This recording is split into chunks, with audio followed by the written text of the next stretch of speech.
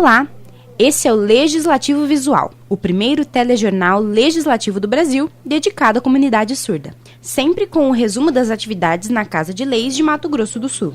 No começo da semana, o governo do estado entregou o projeto que institui o plano de demissão voluntária para servidores públicos que trabalham no Poder Executivo.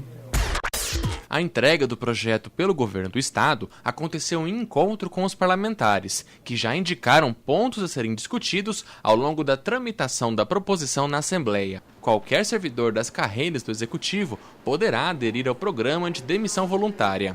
A Secretaria de Administração, pela proposta do estado, terá 45 dias para analisar o pedido dos servidores. Se o projeto for aprovado e sancionado, o prazo de adesão será regulamentado pelo governo. Vai ter um prazo, isso vai ser regulamentado pela SAD, abre-se um prazo, tem um prazo já previsto em lei, que vai ser discutido agora pela Assembleia, para que o governo analise e dê o deferimento ou indeferimento, dependendo do regramento que vai ser estipulado para cada uma das categorias pela Secretaria de Administração. O governo propôs alguns critérios que serão analisados pelos deputados, como a preferência aos servidores efetivos com menor tempo de carreira e aos que já estão em licença para tratar de assuntos particulares.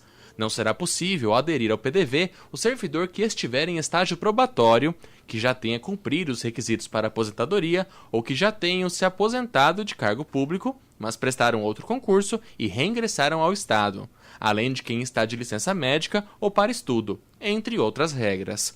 Uma bonificação de 30% sobre o salário mensal, referente ao período em que a pessoa serviu ao Estado, foi oferecida, a ser paga de forma parcelada, além do custeio por 12 meses do plano de saúde.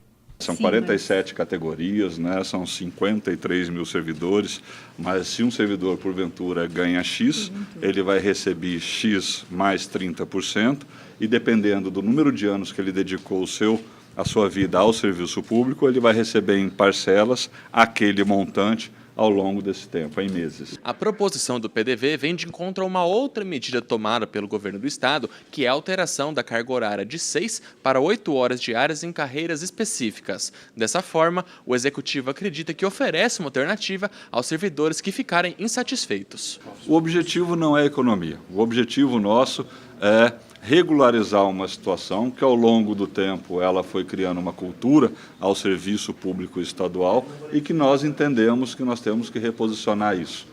Nós temos que ter as nossas instituições públicas de serviço, de atendimento, disponível à sociedade, ao público, às 8 horas do dia.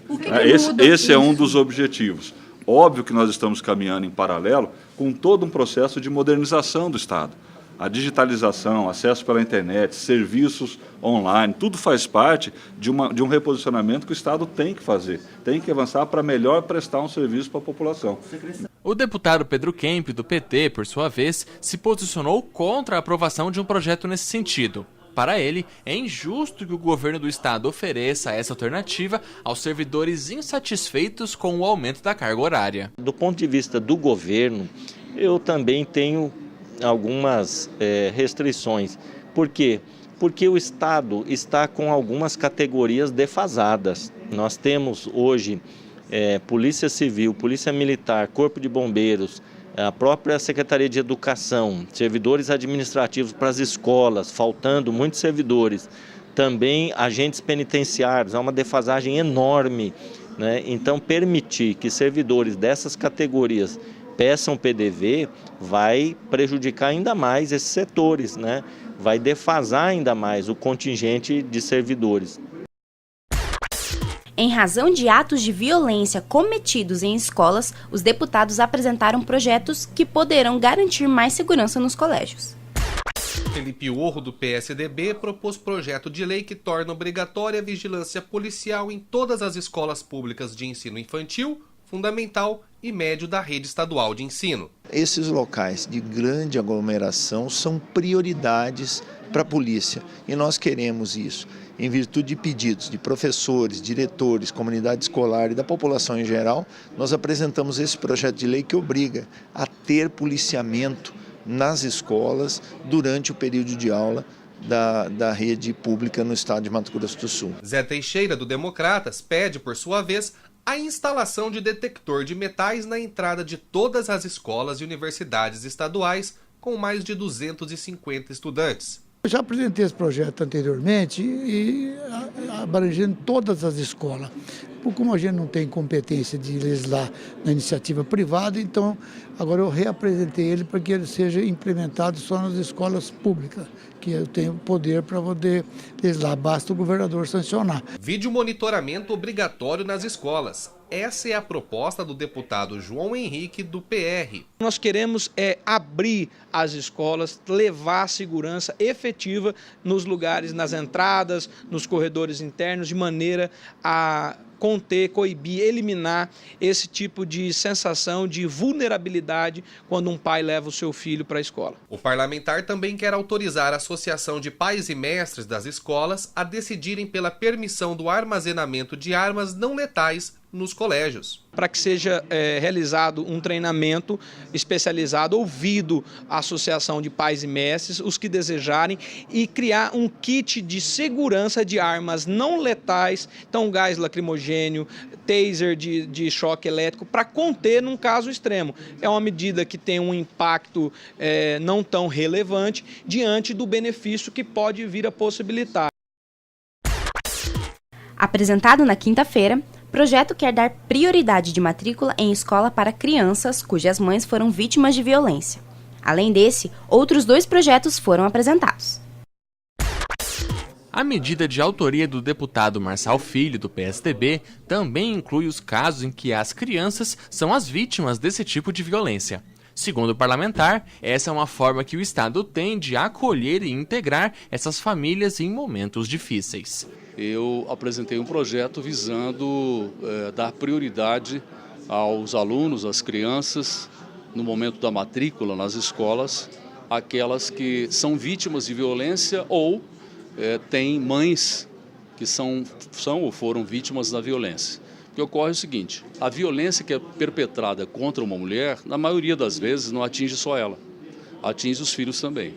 Então, o poder público dando esta prioridade, nós não vamos ter essa interrupção do estudo da criança. Na mesma sessão, Neno Razucchi, do PTB, propôs que as escolas tenham um plano de evacuação e que a comunidade escolar faça simulações de emergência.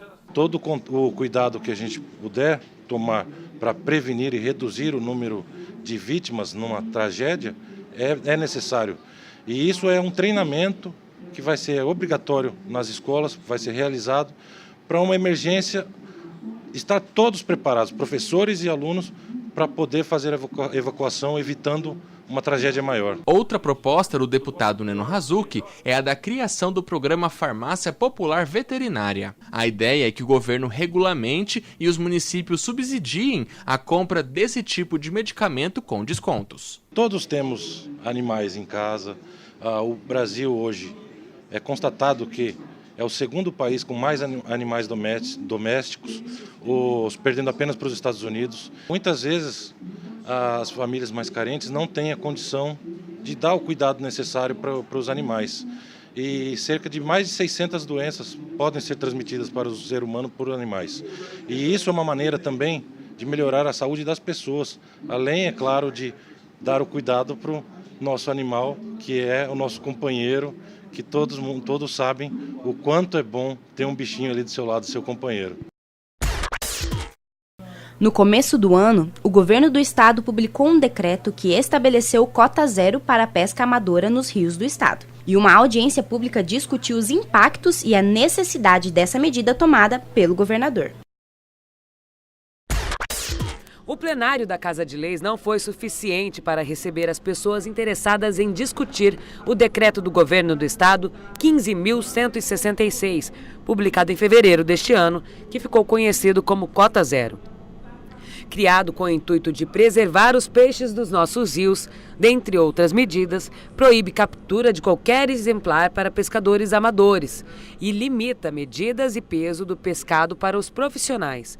A medida desagradou quem faz parte da cadeia produtiva da pesca, o que motivou o deputado Cabalmi a propor a audiência pública. Eu acho que o que está sendo discutido aqui principalmente é você direcionar o decreto apenas para um setor e o outro, em detrimento disso, pode ser privilegiado. Acho que a gente tem que, de fato, selecionar, se é o caso, algumas espécies, né? Eu acho que discutir melhor essa questão dos tamanhos, né?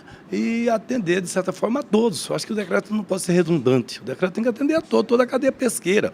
Acho que nós temos que discutir aqui, se é para discutir a questão da falta das espécies, do povoamento dos nossos rios, discutir aqui assoreamento, agrotóxico, desmatamento, né, a pesca clandestina, o anzol de galho, a fisga, o João Bobo, a rede, a tarrafa, né, a pesca nas cabeceiras, nas cachoeiras, a falta de fiscalização de estrutura. Esse é o debate que nós queremos fazer sobre a questão da cadeia produtiva do peixe.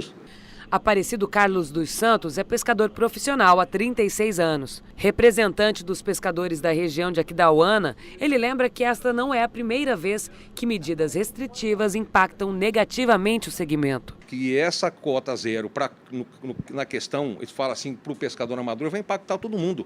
Vai impactar o isqueiro, que não vai ter para quem vender a isca dele, a casa de isca, a peixaria, porque o pescador também não vai ter consumo, o peixeiro não vai ter consumo de peixe, não vai ter turista para levar esse peixe embora, né? O restaurante não vai comprar, porque não vai ter turista. A gente já está vendo hoje acontecer isso, né? Nós estamos aqui hoje por conta disso. O impacto vai ser muito grande. Para o diretor-presidente do ECO, a entidade que trabalha pela preservação do meio ambiente, é necessário analisar outros pontos. A gente entende que o cota zero é importante, porém ele precisa ser discutido num outro patamar. Nós entendemos que 95% do mercado de pesca hoje no Mato Grosso do Sul, tanto as bacias do Paraná quanto a bacia do Paraguai, não é uma realidade de cota zero, né? São pequenos empresários, são números e famílias, sem contar de milhares, são 8.100 pescadores, né, 6.000 que trabalham diretamente no rio, sobrevivem, né, que podem ser afetados por uma medida, na verdade, que foi da noite para o dia. O importante é a gente ter calma, discutir os indicadores, como que isso impacta essas famílias, né, para e sim, ao longo dos anos a gente consiga fazer uma medida um pouco mais democrática e participativa. Em defesa do decreto, o secretário adjunto da Secretaria de Estado de Meio Ambiente, Desenvolvimento Econômico, Produção e Agricultura Familiar explica que o documento já sofreu algumas alterações, com o intuito de diminuir o impacto negativo. Nós acabamos reconstruindo a nossa proposta, tentando chegar no meio termo. Uma das primeiras coisas que nós decidimos foi atender o pedido de mais tempo, então instituímos a cota zero para 2020. Né? Outra proposta que veio deste grupo era de manter a cota atual. Nós fizemos uma proposição intermediária que era a cota de 5 quilos, mais um exemplar e 5 piranhas. Então, a própria motivação de hoje, inclusive, é uma das principais, né, que é a questão do tamanho máximo, foi uma proposta, inclusive, que veio dos pescadores. Né? Então, o governo está tranquilo em relação a isso, porque nós fizemos todo o diálogo necessário para que a gente pudesse ter uma normativa que pudesse atender aos dois grandes objetivos que nós queríamos. O diretor-presidente da Fundação de Turismo está entre os entusiastas do decreto. Com mais de 8 milhões de pescadores amadores no Brasil, ele acredita que é necessário mudar a perspectiva e analisar o que pode se ganhar com a mudança. Vejo isso muito mais como uma nova oportunidade que o Estado tem de se reposicionar o turismo de pesca, já que a gente vem caindo no turismo de pesca ao longo dos anos, porque o estoque peixeiro de pesca vem caindo também, naturalmente. E tem outros destinos hoje concorrentes nossos, como Goiás, como Tocantins, como Amazonas, como Argentina, que têm tirado os nossos turistas. Por quê? Porque adotaram a cota zero, já entenderam que o pescador hoje ele é um pescador responsável. Então eu estou muito tranquilo com essa decisão e tenho certeza que o turista só tem a ganhar no Mato Grosso do Sul. Uma carta em defesa da cadeia produtiva da pesca será encaminhada ao governo do estado. O documento solicita, além da revogação do decreto, que sejam realizadas reuniões regionais sobre o tema e que no mês de novembro, uma conferência com a participação de representantes de toda a cadeia produtiva aconteça para que uma nova proposta que contemple o segmento possa ser aprovada. Também será solicitada a criação da Frente Parlamentar Estadual em defesa da pesca na Assembleia Legislativa. O Legislativo Visual fica por aqui. Na próxima semana voltamos com mais notícias sobre os trabalhos da Casa de Leis. Tchau!